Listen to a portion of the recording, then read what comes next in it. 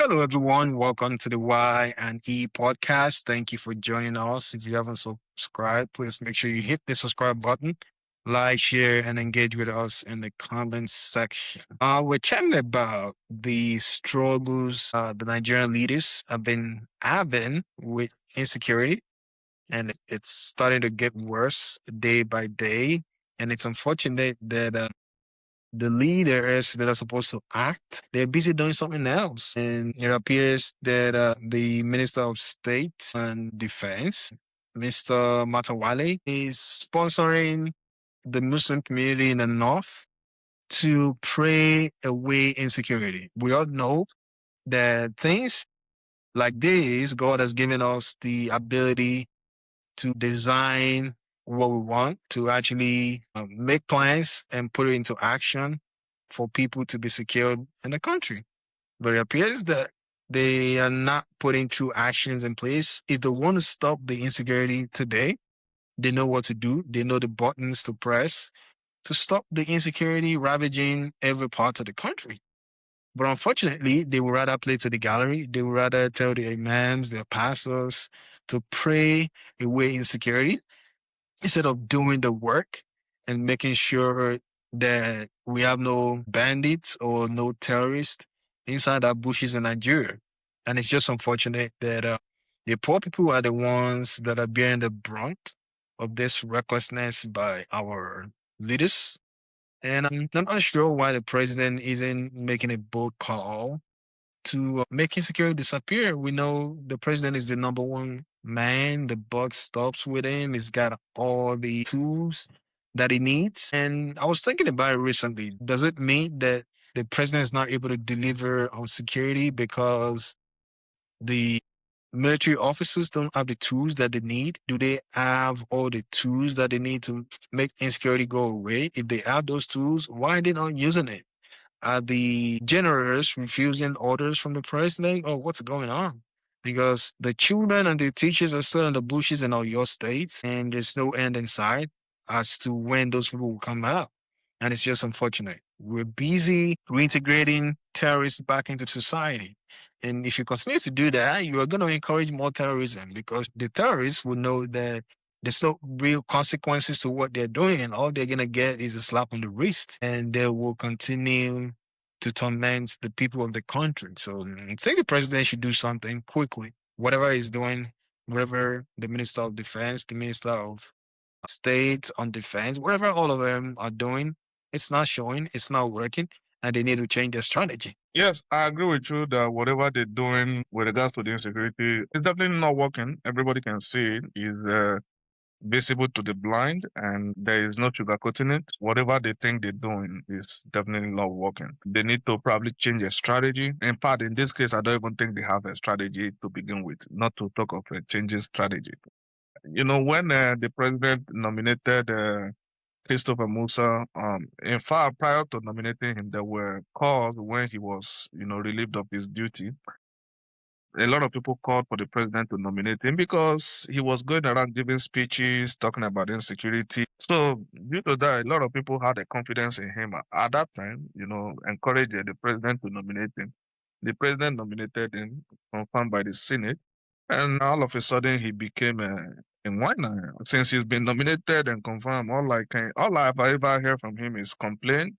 He complained, telling us why the insecurity cannot be solved, why our problem can be solved.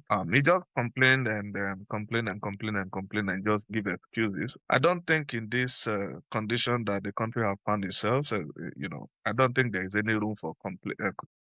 I mean, if there is any legitimate reason to complain, yeah, but I think he's just whining and then just trying to run away from his duty and just giving excuses why we would not be able.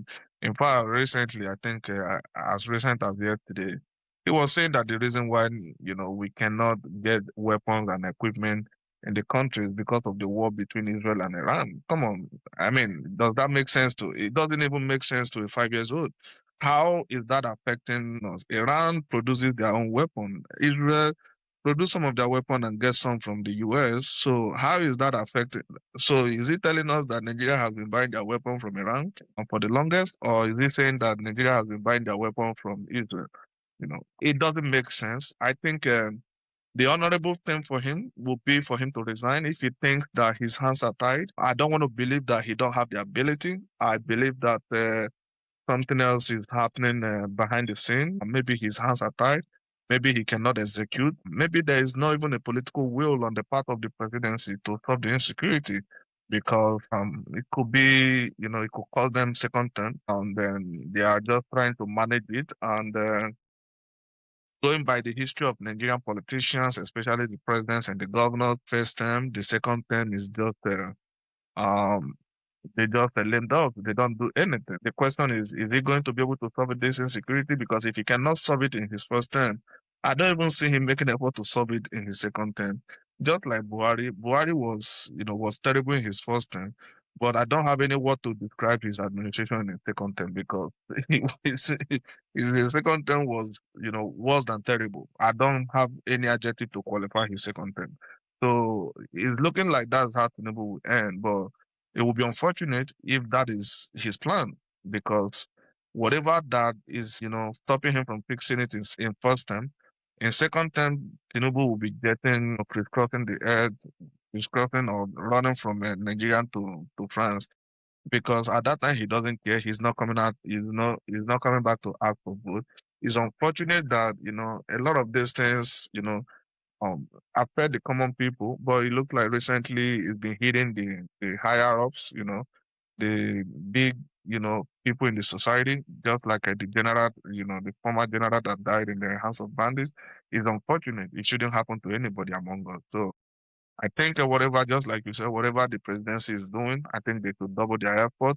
But if there is no political will, I don't think they will do anything. That's just the sad truth about it. Yeah, I believe the Tinubu administration has been a total disappointment when it comes to the issue of dealing with insecurity. Everybody thought when it came into power, it would be different from Buhari. It would be, be light and day different. But it's unfortunate that a lot of people would probably prefer Buhari's presidency to what the people in Nigeria are facing right now. Food prices are still through the roof.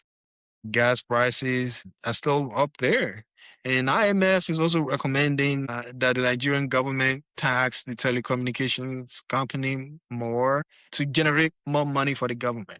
So again, who's going to pay those taxes? The telecommunication companies will transfer all that burden back onto the people. Because if you're charging them more in taxes, then they're gonna charge their customers. And customers are gonna need to complain again. They're already complaining about data not being enough. They're already complaining about overpricing compared to the service that they're getting. So now the IMF is recommending the Nigerian government tax the people more to make more money. This is just basic math. If your income is low, you need to reduce your expenses. You should not be borrowing to continue to service your debt and service your monthly responsibilities. It appears that's what the Nigerian government is doing, and it's not working. So instead of putting more people in penury, putting more people in poverty, how about you reduce the cost of governance, and then whatever little money you're bringing in, yeah, use it to continue to service your debt, use it to continue to run your monthly billings. But obviously, some people want to, suck that country dry. And the government doesn't have enough money, it appears. That's why they're borrowing money. And IMF is recommending burden the people more. It's just going to get worse. And with the issue of insecurity, if the president did do it in the first time, there's no guarantee he's going to do it in the second time. I'm sure a lot of supporters are waiting for him to deliver in the second term. And it's going to, disappoint them again. If he wasn't able to do it in the first time, what's going to change? Is he waiting for him to get that second term before he acts? We know that many things that he promised, he couldn't deliver. He hasn't delivered on everything he promised. He promised light, electricity 24/7.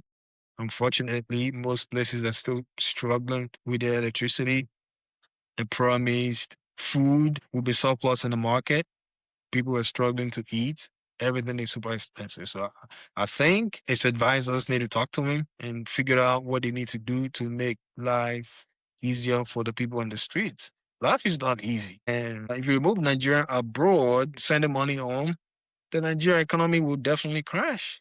People will be out there protesting, but the Nigerian community in diaspora have been subsidizing Nigeria over the years. They've been subsidizing their family and friends. And at some point, it's going to have to stop if we want our people to get on the streets and hold the government accountable. Yeah, I think you're right. What is really sustaining a lot of Nigeria or Nigeria economy is the diaspora spending, the diaspora remittance. Yeah, but I think the Nigerian government can actually do what Cuba, I think it's Cuba, where they train doctors and then export their doctors everywhere in the world, and then they remit money to to the federal government or to their government. I think they can do that if they want to expand that diaspora remittance. But on their own part, like you mentioned, if you are deep in debt or your finances are somehow they are not looking great, I think what the best you can do is to cut down your expenses. But guess what? The administration is requesting from a loan from a Kuwaiti bank. I'm not exactly sure. And the IMF is against that loan. They are raising alarm and then saying that they shouldn't take that loan. Could it be because they are not taking it from the IMF, that they are taking it from another country? Because I do not want to believe that IMF is looking out for Nigeria. That is not the case. That is not the case. I refuse to believe that. They're probably watching out for themselves because Nigeria is not taking that loan from them. So hence they are raising alarm. I think I think it would make sense to elect another person, but unfortunately, I don't even see any of the lineups that can fix the insecurity in Nigeria because the insecurity in Nigeria has nothing to do with the elected official. It's a systemic problem. There is a big rot in the system.